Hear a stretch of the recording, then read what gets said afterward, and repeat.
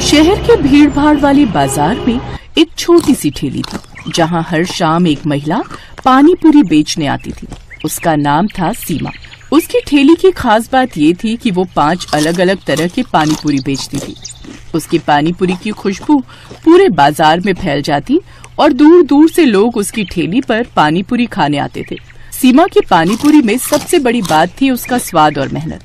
हर सुबह वो ताजी चटनी और मसाले तैयार करती।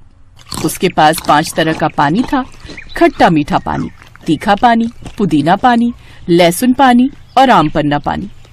लोग दूर दूर से उसकी ठेली पर आते और अपनी पसंद का पानी मांगते। सीमा बहुत मेहनती थी। वो दिन भर खूब मेहनत करती थी। उसकी जिंदगी आसान नहीं थी। उसका पति बीमारी के कारण काम नहीं कर पाता था, इसलिए घर की और बच्चों की पूरी जिम्मेदारी अकेले सीमा ही संभालती थी।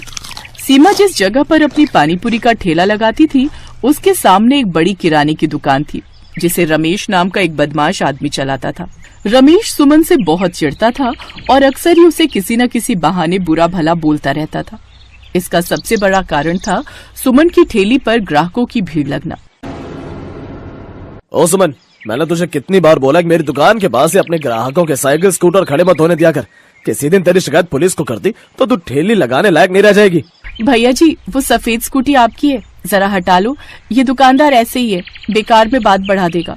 अरे भाई, इतना भड़क क्यों रहे हो? 2 मिनट खड़ी तो की है। ये बड़ी अच्छी बात हुई। पानी पूरी तुम उसके ठेले पर खाओ और अपनी स्कूटी यहाँ मेरी दुकान के आगे रखो। हाँ, अरे हटाओ अपनी स्कूटी भाई, यहाँ से मुझे दुकान में जाने का रास्ता बनाना है।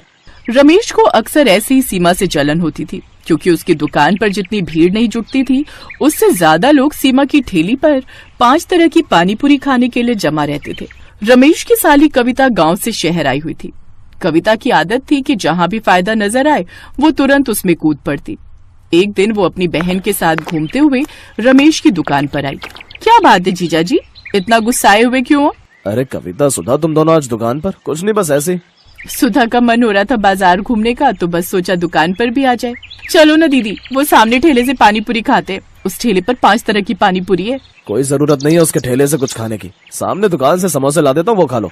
पर आप उस ठेले से पानीपुरी क्यों नहीं खाने दे रहे जीजा जी? आखिर ऐसी क्या बात है? क्या उसके पानीपुरी खराब होते हैं? नहीं, बस ऐसे। मुझे उसके ठेले पर बढ़ती हुई भीड़ पसंद नहीं है। उसके ठेले की वजह से मेरी दुकान के बाहर भी जगह नहीं बचती। इसी वजह से मैं उससे बात करना पसंद नहीं करता। बेकार से पानी पूरी खिलाकर इतने पैसे कमा रही है ये।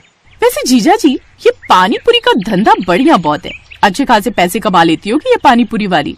और क्या, मैं तो इनको भी कई बार कहती हूँ कि तुम भी इसी तरह का कोई काम खोल लो। पता नहीं, ये दुकान पर बैठते हैं, यहाँ तो कोई कमाई ही नहीं होती। इससे ज्यादा तो वो सुमन पानीपुरी वाली कमा रही है। अरे तो मेरे कोई 10 हाथ और 10 पैर तो नहीं है जो मैं एक साथ इतना काम संभाल सकूं। तुझे घर के कामों से फुर्सत नहीं है। इन सब कामों के लिए एक आदमी की जरूरत होती है जो सारा दिन ड्यूटी दे। जीजा जी, अगर मैं पानीपुरी का ठेला लगा लूं, इतना तो कह सकती हूँ कि भीड़ तो मैं ऐसे ही ले आऊंगी। ये 5 तरह की पानीपुरी का ठेला जो लगा रही है, मैं इससे बढ़िया पानीपुरी तैयार कर दूंगी। पर पैसा तुम्हें लगाना होगा जीजा जी। हाँ हाँ, क्यों नहीं, मैं तो पैसा लगा सकता हूँ। और मेरे तो दिल को ठंडक भी मिलेगी जब कोई इसको टक्कर देने वाला आएगा। मैं कल ही तुझे पानीपुरी का ठेला लगवा देता हूँ। पर तुझे पानीपुरी बनानी आती है ना? हाँ हाँ जीजा जी, बहुत बढ़िया पानीपुरी बनानी आती है। मैं गाँव में कभी कभी घर पर बना लिया करती थी। सब उंगलियां चाटते रह जाते थे। कविता की बात सुनकर रमेश के मन में लालच आ जाता है। उसके मन में तो वैसे भी सुमन के लिए ईर्ष्या थी। अब कविता का साथ मिलने से उसके मन में योजना भी आ गई। अगले 2 से 3 दिन में रमेश ने कविता को दुकान के बिल्कुल बराबर में 5 तरह की पानीपुरी का ठेला तैयार करके लगवा दिया। ठेला देखने में बहुत सुंदर था। शीशे वगैरह लगे हुए थे। ठेला लोगों को अपनी ओर आकर्षित कर रहा था, क्योंकि ठेला देखने में सुंदर होने के साथ साथ पानीपुरी के रेट भी बहुत कम थे। और कविता लोगों को आवाज लगाकर सस्ते पानीपुरी के लिए लालच दे रही थी। 10 रुपए में 5 तरह के स्वाद वाली पानीपुरी, इतनी सस्ती कभी नहीं खाई होगी। आइए आइए, 10 रुपए में 5 तरह की पानीपुरी खाइए। आज ग्राहक क्यों नहीं आ रहे? अरे, ये सामने पानीपुरी का ठेला किसका है? रमेश ने अपनी साली को मेरे जैसा ही पानीपुरी का ठेला क्यों लगा कर दिया? किसी और चीज का भी तो लगा सकता था। कहीं न कहीं इसकी वजह से मेरे ग्राहक बहुत कम हो गए। अब रमेश की साली कविता की बिक्री बढ़ गई और सुमन की बिक्री पर असर आ गया। पता नहीं कविता की पानीपुरी में वो स्वाद भी नहीं था जो सुमन की पानीपुरी में था। फिर भी लोग कविता के ठेले से ही पानीपुरी खाते थे। सुमन ने अब रमेश की दुकान के सामने ठेला लगाना बंद कर दिया। अब वो दुकान से दूर बाजार में ठेला लगाने लगी। हालांकि उसे जगह के पैसे देने पड़ते थे, पर कहीं न कहीं उसे ये सुकून था कि उसे रमेश जैसे इंसान से मुंह नहीं लगना पड़ रहा था।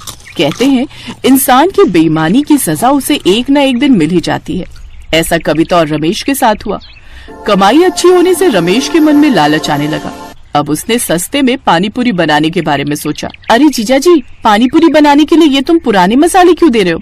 इस सूजी और आटे में तो कीड़े चल रहे हैं। अरे कविता मेरी प्यारी साली, ये सब हम जैसे बेईमान पानी पूरी वालों की ट्रिक होती है। हम वो नहीं है जो महंगा सामान लाकर घाटे में कमाई करें। मेरे से कुछ पानी पूरी वाले यही सूजी और यही आटा और बिल्कुल यही मसाले लेकर जाते हैं और आराम से उनकी पानी पूरी बिकती है। अभी तक तो उन्हें कोई शिकायत नहीं आई, इसलिए अब हमने भी यही आइडिया अपनाया है। सस्ते घटिया मसाले और आटे से बढ़िया पानी पूरी तैयार करनी है, इसमें हमारा मुनाफा है। वैसे भी ये सब मेरे लिए बेकार है, मैं तो फेंकने ही वाला था, तो सोचा क्यों ना तेरे पानी पूरे के ठेले के लिए इस्तेमाल कर लूं। समझ में आई अब? जीजा जी, कुछ भी कहो, तुम हो बहुत चालाक। रमेश और कविता दोनों ने मिलकर घोटाला शुरू कर दिया और फिर किसी ने खबर कर दी और फूड इंस्पेक्टर उनकी चेकिंग के लिए आ गए। हमेशा के लिए कविता का पानी पूरी ठेला सील कर दिया गया। उधर सुमन पहले की तरह ही साफ सुथरे तरीके से पूरी मेहनत के साथ वैसे ही बाजार में अपना पानी पूरी का ठेला चला रही थी। मैंने कहा था जीजा जी मिलावट मत करो, पर तुमने मेरी नहीं सुनी। देखो वो 5 तरह की पानी पूरी वाली आज भी अपना ठेला इतने आराम से चला रही है। तो नुकसान तो मेरा भी हुआ है। तेरी वजह से मुझे कितना जुर्माना भरना पड़ा है। ना ही तुझे मैं ठेला लगाने देता और ना मेरे मन में लालच आता। मेरे भी काम पर असर पड़ा है। सुनिए, वो 5 तरह की पानी पूरी वाली सुमन का जो ठेला लगा है, वहाँ पानी पूरी खाते हुए चलेंगे। बड़े स्वाद पानी पूरी बनाती है। सुमन की तारीफ सुनकर रमेश और कविता दोनों का मुंह लटक जाता है। कहते हैं बेईमान इंसान कभी भी सफलता की ओर नहीं जा पाता और जो ईमानदार होते हैं वो हमेशा सफलता के रास्ते पर बढ़ते रहते हैं।